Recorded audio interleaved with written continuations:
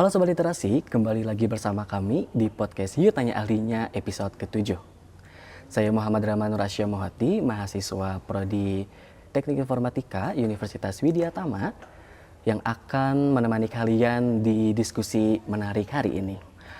Nah teman-teman, di episode kali ini kita akan membahas topik yang sangat menarik dan relevan dengan perkembangan teknologi era ini. Apa sih topik hari ini? Pada penasaran kan? Jadi topik hari ini kita akan membahas mengenai data science dan perpustakaan menuju era baru inovasi dengan data. Bersama saya sudah hadir seorang narasumber yang hebat dan sudah ahli dalam bidang ini. Beliau merupakan seorang dosen aktif di program studi Teknik Informatika Fakultas Teknik. Penasaran kan? Yuk langsung aja kita panggilkan, langsung aja kita sambut kepada Bapak Eka Anggalaksana Eskom MCS. Halo Bapak, terima kasih telah menyempatkan hadir untuk berdiskusi gitu ya di podcast kali ini. Gimana nih kabarnya Pak? Alhamdulillah baik. Oke, alhamdulillah, semoga selalu diberikan kelancaran. Ya, baik, sebelum itu izinkan saya untuk membacakan CV dari narasumber kita terlebih dahulu. Baik, langsung saja. Nama lengkap beliau adalah Bapak Eka Anggalaksana, Eskom MCS. Beliau lahir di Banjarnegara pada tanggal 21 Agustus tahun 1988. Saat ini beliau menjabat sebagai asisten ahli. Beliau bekerja sebagai dosen tetap penuh di Prodi Teknik Informatika Fakultas Teknik. Beliau juga pernah bekerja sebagai staf ahli dan Kepala Subbagian Pengembangan Teknologi Pembelajaran atau e-learning Universitas Widya Tama pada tahun 2017 hingga tahun 2023. Beliau juga bekerja sebagai Pusat Perencanaan dan Pengembangan atau Renbang, Kepala Bagian Evaluasi Kebijakan dan Strategi pada tahun 2023 hingga sekarang.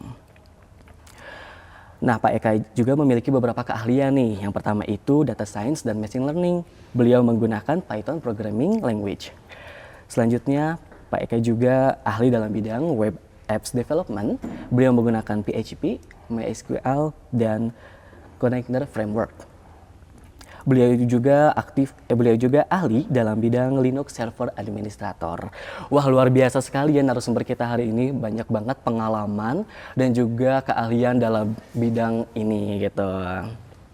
Oke Pak, sebelum kita masuk ke topik inti nih, saya pengen tahu, soalnya saya penasaran banget nih, kenapa sih Bapak bisa mengambil topik ini untuk didiskusikan pada podcast kali ini? Boleh mungkin di-spill gitu? Ya. Pertama begini ya, untuk topik ini untuk data science ini, karena untuk era perkembangan sekarang ya, mungkin ini saat yang tepat gitu, karena sekarang kan marak perkembangan AI gitu kan, kita udah banyak misalnya menggunakan artificial intelligence, AI, dan juga big data gitu, era AI, big data, dan ini memicu kita untuk senantiasa bisa melakukan update ya, update informasi dan juga membagikan kira-kira hasil-hasil riset dan juga hasil-hasil dari pemikiran kita untuk nanti dibagikan ke masyarakat dan juga mahasiswa nih, supaya bisa ikut serta dalam perkembangan zaman ini. Jadi kita nggak cuma jadi penonton saja, tapi kita juga bisa ikut berkontribusi pengembangan dan pada akhirnya bermanfaat nih untuk kehidupan kita sehari-hari. Kurang lebih seperti itu. Oke, begitu ya teman-teman. Berarti Pak Eka ini sendiri biar kita sebagai mahasiswa juga ikut andil dan aktif dalam mengembangkan teknologi ini ya Pak. Iya, betul sekali. Oke, keren banget ya. Nah, oke deh, sekarang kita langsung aja masuk ke topik intinya yang kita tunggu-tunggu nih. Oke, boleh Pak, kita ke pertanyaan pertama. Jadi, apa sih yang dimaksud dengan data science itu? Ya, baik. Untuk data science ini ya, berkaitan dengan topik ini ya. Jadi data science ini adalah sebenarnya teknik kita untuk mengolah data ya, mengolah data untuk apa? Untuk menghasilkan informasi ya, informasi tentunya informasi yang bermanfaat, dan dari data itu juga kita bisa mencari pola ya, pola-pola di dalam data yang pada akhirnya nanti itu bisa berguna untuk decision making atau pengambilan keputusan. Keputusan bagi manajemen, perusahaan, institusi manapun bisa mengambil keputusan berdasarkan pada data itu sendiri yang udah kita olah itu tadi. Ya. Oke.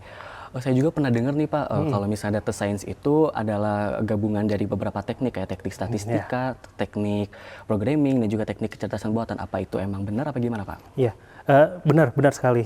Benar sekali. Jadi kalau saya di informatika ya mengajarkan tentang data science, tentu ada di kurikulum ada pembelajaran tentang matematika seperti kalkulus, statistik, matematika diskrit dan lain-lain. Memang era sekarang ya, era AI, era big data itu tidak bisa dijauhkan dari itu.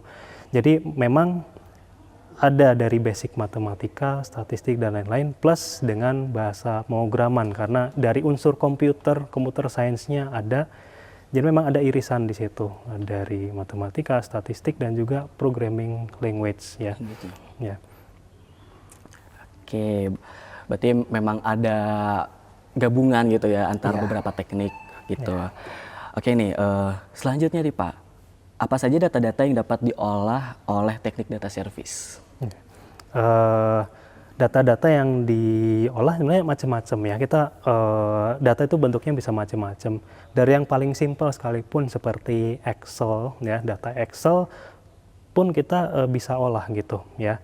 Bahkan kita yang udah mahir data science itu biasanya ketika kita menggunakan Excel itu juga udah jago biasanya. Excel itu udah jago duluan, gitu. Udah udah mahir sehingga kita bisa tahap yang lebih tinggi lagi.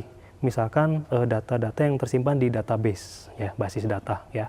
Misalkan ada pengembangan aplikasi web itu kan kita menggunakan database biasanya kan. Ada database MySQL, Oracle SQL Server, itu data-data tersimpan di dalamnya.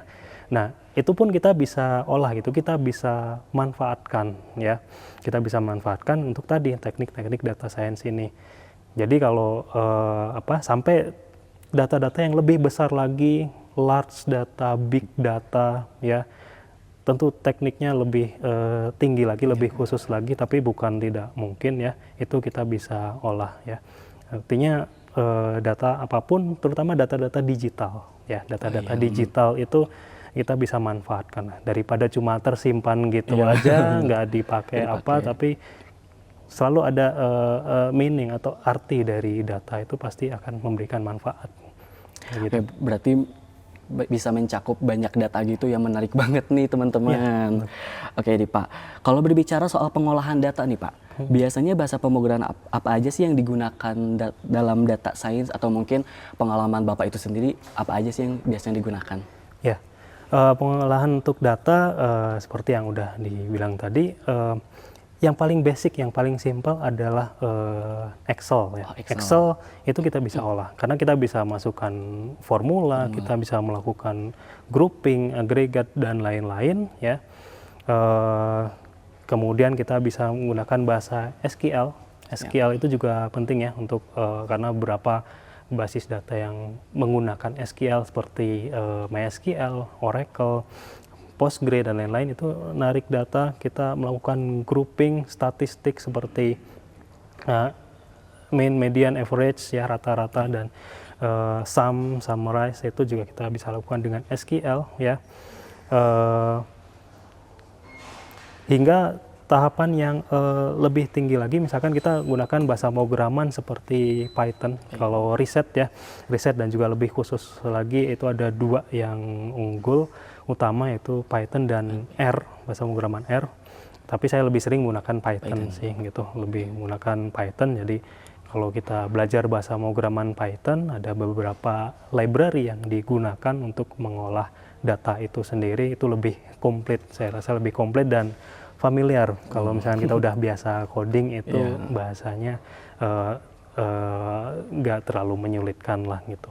Jadi bisa dipelajari oleh semua orang gitu. Oh, berarti kalau misalnya untuk kayak pemula gitu berarti awali dengan Excel dulu gitu karena lebih mudah. Oke, berarti kalau misalnya kita mau belajar lebih tingkat tinggi ke Python nih gitu. Oke. Berarti Bapak biasanya menggunakan Python. Ya, betul. Oke Pak, kalau misalnya dari segi teknologi nih Pak, apakah ada perangkat khusus yang digunakan dalam teknik pengolahan data science? Ya, untuk segi perangkat ya, untuk mungkin untuk teman-teman yang masih pemula gitu ya, belajar saya rasa standar aja, karena tadi kan requirement yang paling simpel adalah kadang Excel pun bisa, maka yang spek yang biasa laptop sehari-hari, PC itu juga bisa lah dipakai gitu, nggak ada masalah. Dan itu belajar cara masukkan formula seperti apa, melakukan agregat seperti summarize, mencari medium rata-rata, sampai visualisasi data di Excel itu masih memungkinkan gitu, perangkatnya nggak terlalu ini. Kemudian untuk perangkat yang lebih khusus lagi, misalkan datanya kebetulan tersimpan di database, ya itu kan berarti perlu akses ya, remote, akses untuk menggunakan SQL. Nah biasanya udah ada server gitu kan, server kita cukup tarik dari klien, kemudian kita olah datanya ya, atau lebih tinggi lagi misalkan perangkat khusus, kalau misalkan saya pernah data-data yang bergiga-giga, misalkan sampai 40 giga, 100 giga. Mungkin orang bilang itu big data ya, tapi saya lebih suka menyebutnya large ya, large data. Cuma biar lebih keren ya, big data lah gitu, datanya besar itu. Udah nggak mungkin kebuka lagi pakai Excel. Aplikasi pun kadang susah, SQL pun kadang susah. Itu gunakan bahasa pemrograman Python, dan juga kita gabungkan dengan grafis, yaitu GPU ya. GPU, kalau misalkan teman-teman yang suka main game gitu kan ada NVIDIA GPU gitu. Tapi perangkat ini tidak digunakan untuk main game ya, tapi untuk mengolah data ya. Karena memang lebih cepat ya, kalau di NVIDIA itu ada fitur CUDA ya, NVIDIA CUDA, ada CUDA Core ya. Kemudian ada beberapa seri NVIDIA grafis seperti RTX, GTX itu sudah support untuk dengan Python kita bisa coding untuk melakukan pengolahan data itu lebih cepat daripada prosesor biasa ya. Jadi memang ada teknik khusus, tapi saya kira nggak terlalu inilah apa, perangkat sudah ada, dan dari segi bahasa pemrograman sudah disediakan, tergantung kita nanti maunya kemana nih untuk data ini ya, informasi apa yang akan kita munculkan. Gitu. Oke, berarti untuk bagian perangkat-perangkat ini tuh kita menyesuaikan aja paling ya Pak, betul. gitu. Oke. Nah kalau misal kita bicara tentang era baru inovasi dengan data itu maksudnya gimana ya Pak? Ya, era baru inovasi dengan data ya. Jadi kita masuki zaman ya, sekarang kan lagi rame AI gitu kan, AI, kita ada ChatGPT, ada sekarang yang baru itu DeepSeek gitu misalkan ya. Jadi memang kebutuhan tentang data itu sekarang menjadi satu ya udah masuk ke kehidupan kita sehari-hari gitu ya. Jadi kita bisa melihat bahwa itu sudah masuk ya, tapi kalau saya lihat mungkin belum bisa dimaksimalkan ya, tapi itu sudah ada gitu. Kita lihat di sekitaran kita ya, kalau misalkan aplikasi sudah ada gitu, kita mungkin sudah menggunakan aplikasi, misalnya di perpustakaan ada aplikasi perpustakaan, di aplikasi di pemerintahan ada aplikasi pemerintahan gitu. Tapi sampai ke ranah data science itu mungkin belum banyak dipakai ya. Mungkin ada yang sudah, tapi ada yang belum gitu. Jadi kita membangun satu keputusan, kita membangun satu kebijakan itu berdasarkan pada data ya. Data-data yang disajikan ya. Data apa? Ya keseharian kita, data yang ditangkap oleh aplikasi itu kita bisa manfaatkan, oh polanya seperti ini. Informasinya seperti ini. Oh kedepannya harus bagaimana sih, kayak gitu. Kedepannya harus bagaimana. Jadi, nah itu tadi, kedepannya harus bagaimana, itu harus didukung dengan informasi dan juga data yang sesuai ya. Tentunya itu juga perlu teknik pengolahan data supaya bisa representatif ya, dalam artian mudah dipahami. Jadi tugas kita data scientist juga tidak cuma untuk mengolah datanya bisa, tapi menyajikan datanya dengan mudah, dengan informatif, sehingga bisa dikonsumsi oleh orang awam ya. Orang awam pun bisa paham, oh datanya kayak gini. Dia bisa mengambil keputusan ke depannya harus seperti apa. Nah, era itulah nanti yang masa itu kita akan sampai. Nanti kita akan sampai di masa itu, kita akan tiba di masa itu, sehingga mungkin nanti ada beberapa keputusan kebijakan itu memang berdasarkan pada data, dan itu saya lihat sudah ada ya, ada beberapa pelatihan, training itu sudah sampai ke arah sana ya, training big data, training big science di data science itu sudah sampai ke arah sana. Jadi saya melihat ini semakin cerah lah ke depannya, semakin ramai lagi. Oke. Iya. Berarti emang data ini benar-benar membantu kita untuk mengambil keputusan gitu ya Pak. Misalnya kita mau mengambil keputusan apa dengan data ini, kita misalnya riset data terus menemukan pola, kita bisa langsung menemukan gitu ya. Iya. Betul banget tuh. Jadi teman-teman, data itu ternyata sangat penting gitu ya untuk mengambil keputusan di masa depan gitu. Apalagi di era digitalisasi sekarang ya Pak. Iya, betul sekali. Oke Pak, nah kalau misalnya tadi kan Bapak menyinggung tentang kayak aplikasi perpustakaan kayak atau apa gitu ya terkait perpustakaan. Nah kalau di perpustakaan itu sendiri bisa kasih contoh nggak sih Pak pengolahan data apa yang bisa dilakukan? Ya, untuk implementasi data science ya terutama di perpustakaan ya, tentunya kita harus tahu dulu kondisi existing ya, existing seperti apa. Tapi saya bicara kondisi idealnya seperti apa ya. Misalkan di perpustakaan misalkan udah ada aplikasi ya, aplikasi perpustakaan gitu kan, untuk menyimpan data mahasiswa, untuk menyimpan data peminjaman, untuk menyimpan data buku gitu ya. Nah dari situ kan sudah kelihatan ya, kita bisa manfaatkan record itu kira-kira untuk apa ke depannya. Cara yang terpikirkan adalah misalkan untuk pola tadi, pelajari pola peminjaman, misalnya pola peminjaman buku gitu ya. Walaupun sebenarnya kita gunakan teknik statistik sederhana sebenarnya bisa ketemu, misalkan buku yang paling banyak dipinjam apa gitu. Nah bukunya apa, kemudian kita bisa memberikan rekomendasi. Nah contohnya kayak gitu kan, rekomendasi buku yang mungkin cocok untuk pengunjung perpustakaan. Oh buku ini nih populer. Tapi kita nggak bisa mengeneralisir karena buku ini paling banyak dipinjam, tapi mungkin untuk satu orang cocok, orang yang lain nggak cocok. Jadi beda-beda, tergantung jurusannya. Mungkin buku tentang manajemen gitu ya cocoknya untuk kuliah jurusan manajemen kayak gitu. Kita nggak bisa ngasih rekomendasi ke jurusan yang lain, beda.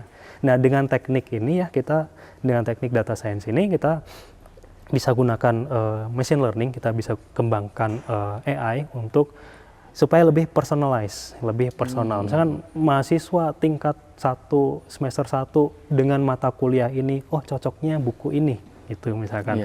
Ada rekomendasi, ada oh buku-buku yang available tuh apa? Oh ini udah terpinjam sekian gitu. Jadi lebih informatif, lebih ya mungkin dari situ juga. Ini bentuk inovasi juga ya,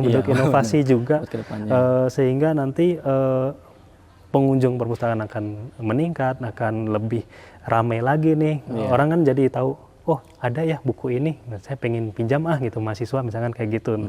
Lebih tertarik untuk datang, pinjam, membaca gitu, karena kita ada rekomendasi untuk mereka. Itu satu contoh aja, tapi yang lain saya kira lebih banyak untuk inilah. Satu contoh aja itu udah banyak banget ya Pak ternyata, apalagi misalnya kalau misalnya kita menjabarkan contoh-contoh lainnya.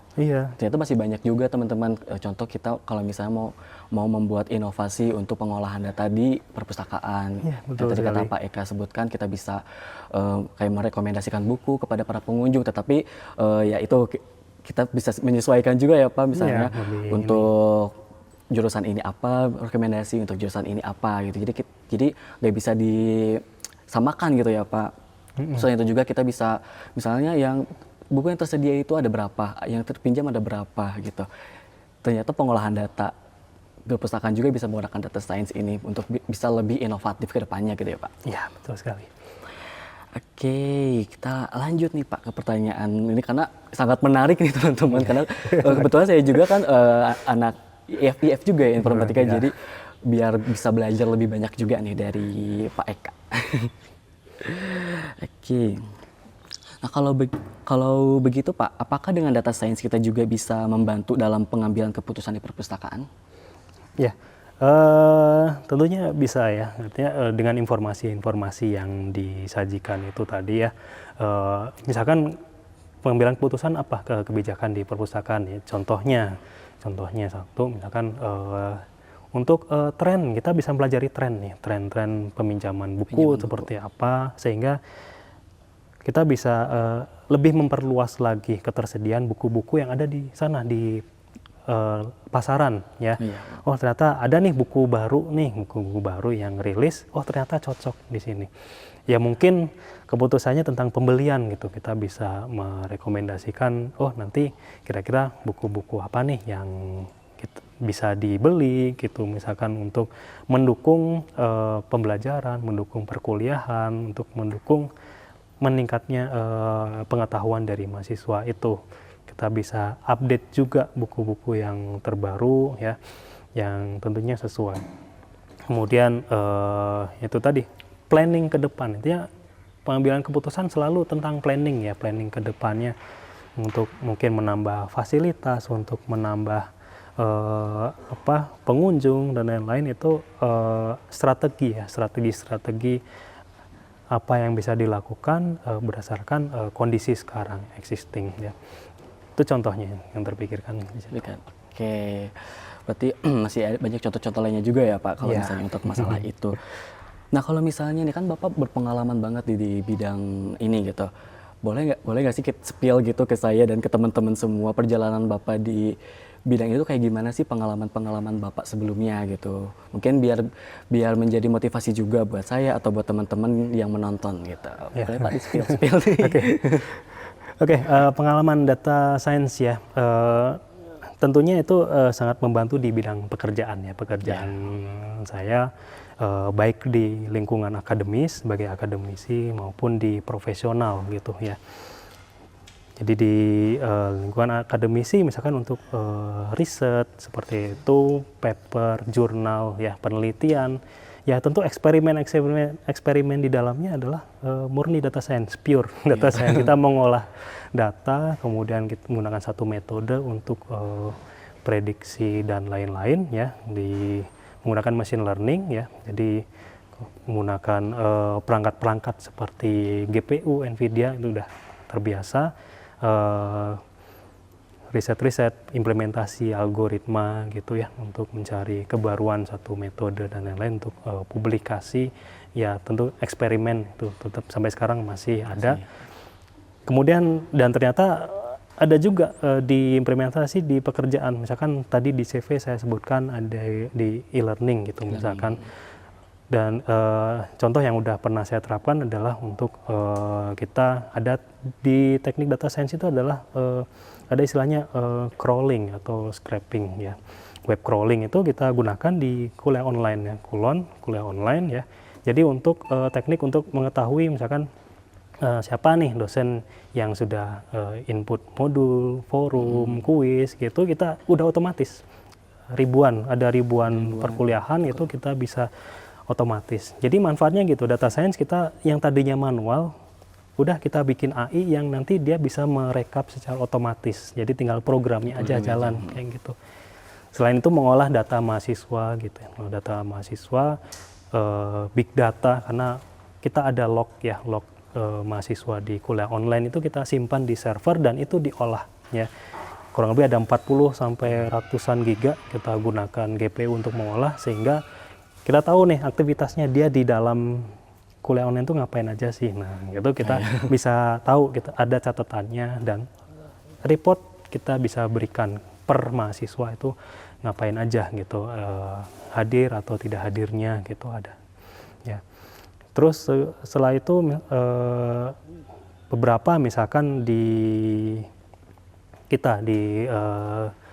Renbang ya, di pengembangan itu contohnya kita dengan teknik crawling ya, misalkan kita bisa tahu tren pekerjaan, tren pekerjaan. Misalkan lowongan pekerjaan, misalnya ada di website gitu kan, kita klik satu website, nanti ada dibutuhkan apa gitu. Keywordnya misalkan teknik atau manajemen gitu, misalkan nanti muncul pekerjaan-pekerjaan yang di web situs penyedia lowongan itu kan apa aja gitu. Itu bisa sampai ratusan, bisa sampai ribuan gitu ya.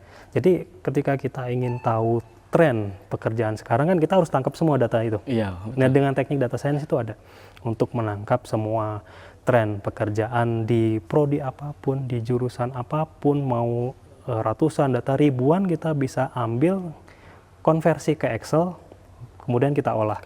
Ya. Jadi kita olah, misalkan yang paling simpel adalah statistik. Misalkan di informatika nih, saya pernah melakukan riset di informatika, kira-kira apa nih yang dibutuhkan nih di lowongan pekerjaan dengan keyword yang muncul ya. Tahun kemarin saya lakukan itu, ternyata keyword yang muncul adalah SQL. SQL itu banyak sekali muncul di lowongan pekerjaan gitu ya. Berarti kita bisa decision making nih, mengambil keputusan bahwa berarti pengetahuan tentang SQL itu adalah penting nih kita berikan ke mahasiswa di kurikulum, di mata kuliah.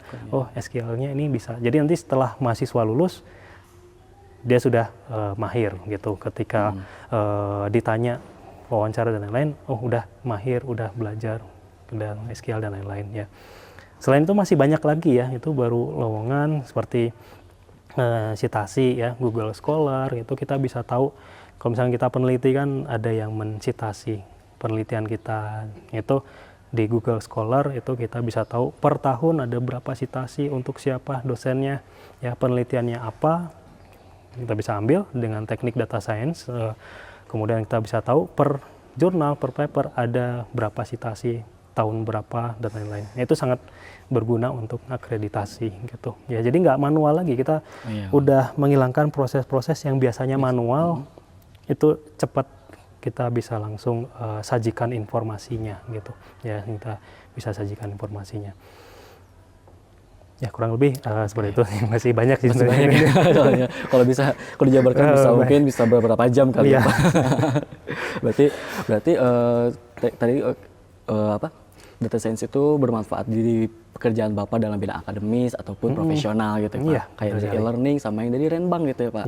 Oke, mungkin karena Bapak ini udah pengalaman, berarti Bapak mungkin bisa nih kasih spill apa gitu, kayak buku atau apa gitu, source yang membahas mengenai data science. Mungkin saya bisa belajar juga. Buku ya, untuk buku itu ada ya free, ada namanya Data Science. Itu sebenarnya lebih ke e-book ya, lebih ke e-book. Ada buku yang selalu saya rekomendasikan ke teman-teman mahasiswa dan juga saya jadikan referensi. Di kuliah ya. Itu ada Data Science with Python kalau nggak salah. Googling aja Data Science Python e-book, itu kebetulan itu juga free gitu. Bukunya juga free, pernah saya share juga gitu ya. Saya agak lupa namanya, linknya ada, nanti bisa dikasih lah yang nanti bisa di ini. Jadi membahas tentang Python Data Science, itu fokus di 2 library ya, seperti Pandas ya, Pandas library-nya Python, dan juga NumPy ya, Pandas NumPy basic ya di situ untuk mengolah data di situ. Dan selebihnya belajar dari e-book lain juga ada ya. Seperti machine learning, yang khusus di machine learning. Kemudian belajar dari tutorial juga itu penting. Banyak kok di blog-blog. Tentunya web luar ya, web luar negeri itu lebih komplit ya untuk belajar machine learning gitu ya, untuk ini. Jadi biasanya teman-teman mahasiswa yang lagi TA, skripsi gitu, coba baca buku ini atau ada referensi dari website luar, blog, tutorial, nggak masalah. Belajar tutorial itu free, gratis, kita bisa implementasikan dan ya menjadi inspirasi bagi karya-karya kita. Jadi nggak usah takut ya untuk sekarang belajar mulai dari mana gitu ya. Dan terbimbing ya, biasanya harus terbimbing gitu. Kadang kalau belajar sendiri ya, kalau bisa yang terbiasa belajar sendiri pasti ini, tapi kebanyakan terbimbing, harus ada ya rajin-rajin tanya-tanya ke dosen, tanya-tanya ke saya atau dosen lain yang di bidang yang sama, itu pasti nanti akan ini, oh belajarnya sini dulu gitu, lebih terstruktur dan nanti jelas tujuannya mau kemana gitu ya. Jadi ada guru kita, dosen senantiasa pasti akan membantu gitu ya, Pak. Berarti selain dari dosen juga, karena kan sekarang sudah di era digitalisasi nih, sudah banyak platform-platform juga ya Pak, kayak misalnya kita bisa melihat di YouTube tutorial, atau misalnya kita bisa lihat juga di sosial media lainnya mengenai tutorial-tutorial data science gitu. Jadi walaupun kita masih bisa nanya nih ke dosen, tapi kita juga bisa belajar sendiri di rumah kayak otodidak dengan cara melihat tutorial-tutorial melalui sosial media ataupun bisa Google atau website-website lainnya atau jurnal, mungkin blog-blog lainnya begitu ya teman-teman. Gitu. Oke Pak, mungkin Bapak ada apa ya, kata-kata atau motivasi mungkin untuk teman-teman di luar sana yang sedang mempelajari data science atau mempelajari informatika juga lah Pak, atau apapun itu. Mungkin Pak, patah. Motivasi ya, motivasi. Tentunya data science ini ilmu yang menarik ya, ilmu yang menarik, kekinian ya. Dan jangan takut ya, terutama jangan takut. Misalkan memang ada irisan matematika dan lain-lain gitu ya. Tapi nggak perlu takut ya. Artinya apapun ilmu itu kita bisa pelajari ya, bisa kita pelajari asal tekun ya, rajin ya, dan jangan lupa berdoa yang penting ya, biar dimudahkan jalannya untuk ini bisa belajar ya. Tentunya memang sangat menantang, tapi ada jalan untuk mulai ke arah sana. Dan tentunya motivasi kita bukan motivasi dari saya dosen, tapi masing-masing individu punya cita-cita, punya impian apa sih? Oh, pengen kerja di sini, ingin apa? Tentunya lebih baik, misalkan lebih baik dari orang tuanya. Misalkan orang tuanya udah nyekolahin gitu kan, tentunya kedepannya bisa dapat pekerjaan yang lebih baik gitu ya. Dan salah satu ilmunya adalah ini data science. Pelajari, lewati prosesnya, walaupun sambil tertatih, sambil menderita, sambil ya itu bagian dari perjuangan ya. Gitu ya Pak. Tapi itu namanya proses gitu. Namanya proses. Tapi dengan kita melalui prosesnya, insya Allah nanti hasilnya pasti akan indah gitu. Hasilnya kita akan lebih bisa memberikan manfaat. Dengan ilmu yang kita miliki, kita bisa memberikan manfaat ke orang lain, memberikan manfaat ke orang banyak ya, memberikan manfaat ke perusahaan atau tempat kita bekerja. Itu yang penting gitu. Oke, berarti yang pertama itu kita jangan takut ya Pak, harus berani maju, berani belajar, berani ya, pokoknya kita jangan takut dan jangan mundur gitu ya Pak. Dan berdoa, terus kita juga harus konsisten ya Pak, pastinya konsisten untuk belajar. Jangan misalnya kita hari ini belajar tapi selanjutnya malah leha-leha gitu, jadi ilmunya nanti lupa lagi, nggak kebentuk gitu ya Pak. Iya, dan jangan lupa nanti ada juga misalkan kalau anak zaman sekarang ada istilah healing. Gitu. Karena ada tren kesehatan mental gitu. Jadi kalau bagus, jadi belajar terus lama-lama stres. Iya, ya nggak apa-apa, ada waktunya untuk healing, ada waktunya untuk belajar. Nanti kita pintar-pintar kita ngatur waktu lah, nanti di weekend, di apa ya. Boleh silakan, mau main game, mau healing, mau apa, jalan-jalan. Saya rasa itu untuk anak zaman sekarang juga penting gitu kan. Jadi ada waktu untuk belajar, ada waktu untuk kita bisa alokasikan. Yang penting kita bisa memanage waktu aja ya Pak. Misalnya ada saatnya kita belajar, ada saatnya kita untuk merefreshing otak kita, healing gitu ya Pak. Berarti benar teman-teman, jangan. Jadi kalau bisa kita mau belajar, kita walaupun kita fokus, tapi kita juga harus sayang sama diri kita ya Pak. Kita harus ya mau refresh otak juga gitu. Oke nih, dari topik ini kita udah mau berakhir nih Pak.